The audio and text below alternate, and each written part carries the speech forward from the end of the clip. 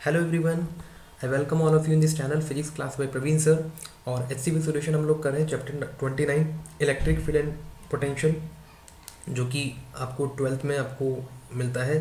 ठीक है, तो ये चैप्टर आपको एचसीवी नंबर 2 में आपको मिल जाएगा। ठीक है, तो आइए शुरू करते हैं। इससे पहले मैं इसका क्वेश्चन नंबर 1 ऑलरेडी डिस्कस कर चुका हूँ, तो अब करते हैं इसका क्वेश्चन नंबर 2।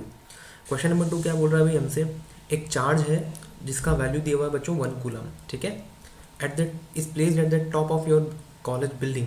तो सपोज करना कि ये कोई बिल्डिंग है। ठीक है, इस बिल्डिंग के टॉप पर आपने एक चार्ज को रख दिया है Q1 is equal to 1 coulomb. ठीक है, and another equal charge at the top of your house. तो ये मान लीजिए आपका घर है और आपके घर के पास में यहाँ पर आपने एक और चार्ज रख दिया है Q2। ठीक है, इक्वल चार्ज है यहाँ पर, तो इसका वैल्यू भी 1 कूलम ही है। Take the separation between the two charges to be 2 kilometre. तो मान लीजिए कि ये जो सेपरेशन है वो 2 किलोमीटर है। ठीक है, तो आपको बताना है कि force exerted by the charges on each other. तो एक दूसरे के ऊपर कितना फोर्स लगाएंगे and how many times of your weight is this force, ये भी आपको बताना है।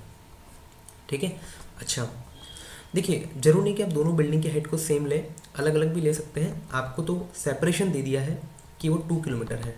ठीक है, अब आपको याद होगा कि दो चार्जेस के बीच में फोर्स निकालने के लिए हम डायरेक्ट इसको यूज़ कर सकते हैं 1/4 Q1 Q2 अपॉन में R²। ठीक है, मैं यहाँ पर ये मान करके चल रहा हूँ कि यहाँ पर वैक्यूम है। ठीक है, या फिर एयर भी ले सकते हैं क्योंकि दोनों का डाइलेक्ट्रिक कांस्टेंट यहाँ पर सेम होता है। तो आप इसको चाहे तो ऐसा भी लिख सकते हैं K Q1 Q2 अपॉन में R²। ऑलराइट, तो फोर्स इज इक्वल टू कितना हो जाएगा भाई, K की वैल्यू अपन जानते हैं 9 × 10⁹ होती है। ठीक, Q1 की वैल्यू कितनी भाई 1 कूलम है, Q2 की वैल्यू भी 1 कूलम है अपॉन में R²। अब यहाँ पर देखना, ये जो डिस्टेंस है ना वो किलोमीटर में है। ठीक है, तो आप इसको क्या करें, पहले मीटर में कन्वर्ट कर लें। तो ये कितना मीटर हो जाएगा भाई, 2 × 10⁻³ और यहाँ पर क्या है उसका स्क्वायर हो जाएगा। ठीक है, तो ये बन जाएगा 9/4, 2 का स्क्वायर 4 हो गया है, इंटू 10⁹ ऊपर है और 10⁻³ का स्क्वायर यहाँ पर इसको 6 बना देगा, और जब भी ऊपर आएगा तो -6 बन जाएगा। ठीक है, तो ये बन जाएगा 9/4 × 10⁻³।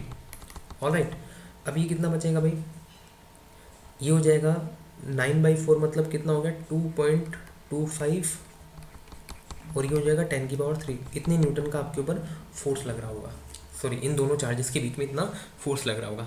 ऑलराइट, अब इसमें आगे क्या पूछा हुआ है कि how many times of your weight is this force. तो देखिए, आपका वेट मान लीजिए W है। ठीक है, तो इस W की वैल्यू कितनी होगी। अब ये W की वैल्यू अलग अलग पर्सन के लिए अलग अलग हो सकती है। ठीक है, तो अपन चलो इसको एक रेफरेंस मान लेंगे। चलो ठीक है यार, जो बच्चा ये प्रॉब्लम सॉल्व कर रहा है, सपोज करना कि उसका वेट है 50 किलो। ठीक है, तो उसका अगर इसको न्यूटन में अपन कन्वर्ट करें तो ये कितना हो जाएगा 50 इंटू जी की वैल्यू में 10 मान लेता हूँ, तो इतना न्यूटन उसका वेट होगा 500 न्यूटन। तो आपसे पूछा हुआ है कि ये जो फोर्स है ये इस वेट का कितने टाइम्स है। तो सपोज करना कि ये कैपिटल N टाइम्स है, तो कैपिटल N बराबर कितना हो जाएगा भाई, F/W हो जाएगा। F की वैल्यू कितनी आ रही है 2.25 इंटू 10⁻³ है, अपॉन W की वैल्यू कितनी है भाई 500 न्यूटन है। इन दो जीरो से यहाँ पर ये जीरो कट जाएगा, फिर 5 से 2 बार कट जाएगा यहाँ पर, तो 2.25 मतलब कितना हो गया 4.5।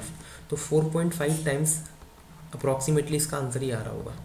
ठीक है, अब जरूर नहीं कि एग्जैक्टली 4.5 टाइम्स आए, हो सकता है आप लोगों ने 50 kg की जगह 60 kg ले लिया हो, 45 kg लिया हो, 42 kg लिया हुआ हो, 30 kg लिया हो, 40 kg लिया हो, कोई फर्क नहीं पड़ता है। ठीक है, ये जो अप्रॉक्सीमेट वैल्यू है इसलिए मैंने यहाँ पर इसको लिखा हुआ है अप्रॉक्सीमेट वैल्यू। ठीक है, बस हमें यहाँ पर जस्ट एक आइडिया लेना है यहाँ पर कि दरअसल ये कितने टाइम्स होता है।